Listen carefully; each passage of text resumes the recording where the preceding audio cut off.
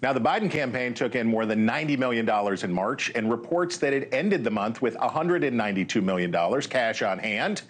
That far surpasses the $93 million Trump and the RNC are reporting. Joining me now, Michael Whatley. He's the chairman of the Republican National Committee, and he joins us from the RNC's southern headquarters down in Palm Beach, Florida. Welcome, Mr. Chairman. It's great to be on with you this morning. Okay, you took over a Republican National Committee that seemed to be deeply in distress. You were welcomed by headlines accusing the RNC of nepotism by putting the president's daughter-in-law in a top post, funneling campaign cash to Trump's legal fund, and shutting down minority outreach programs. You haven't even been on the job for a month with that welcome. How are you settling in? We're settling in great. I think that we've been able to reorganize the campaign, reorganize the RNC to take advantage of the fact that we now have a nominee, and that reorganization is absolutely essential for it. I could say that we have the best team ever with Chris Stirewalt and Susie Wiles, as well as Laura Trump. So I feel very good about where we are. And obviously, you mentioned last night $50 million at a dinner. We've raised over $100 million since the president became the presumptive nominee about a month ago, and feel like we are very strongly positioned to go into this general campaign mode. Okay, I want to go back to that point about the minority outreach centers. So after claims that the committee was shutting these centers down, co-chair Laura Trump came out the next day and said that those reports are false. Clear it up for us. What's the state of the RNC's minority outreach effort? The minority outreach effort is absolutely underway. You know, when you think about it right now, black voters, Hispanic voters, Asian American voters are leaving the Democratic Party in droves.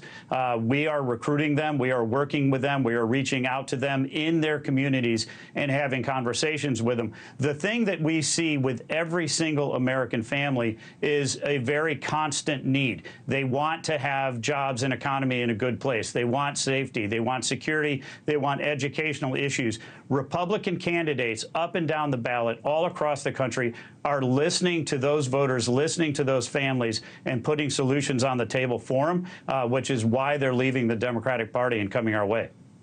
Okay, in a recent interview, you were talking about early votes, mail-in votes, and you said, quote, "We've got to get every one of our voters to vote, no matter the method. We want people to use mail-in voting where it's legal. We want to ballot harvest where it's legal." But there's some disagreement, it seems like maybe. Here's what the former president had to say. Mail-in voting is totally corrupt. Get that through your head. It has to be. The votes, I mean, it has to be. It seems like a lot of your voters aren't convinced about this. Here's what a Pew Research Center poll found, where Republicans are not down. They're not big fans of mail-in voting. So how do you achieve your goal of banking as much vote as possible and getting every vote out if your base is so skeptical and the former president is more than skeptical? In every single state across the country, people can vote by a combination of voting on Election Day, voting early in person, or voting by mail or absentee. We want people to take advantage of every opportunity that they have in the state, right? So what we want to do is make sure that people understand here is how you can vote, where you can vote, when you can vote. Make a plan.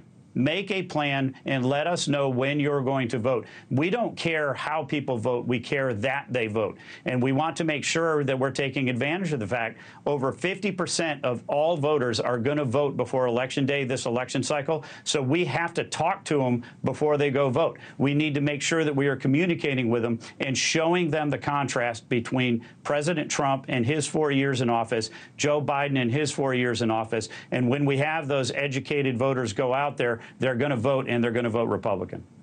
Can voters be confident that if they cast a mail-in ballot, that it will be counted and that the process is secure?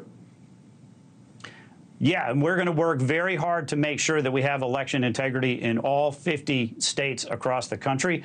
We are going to make sure that we have Republican attorneys and observers in the room when votes are being cast and in the room when votes are being counted. It's an absolutely fundamental part of American democracy that the ballot is going to be sacrosanct and that we need to protect it. Thanks for watching.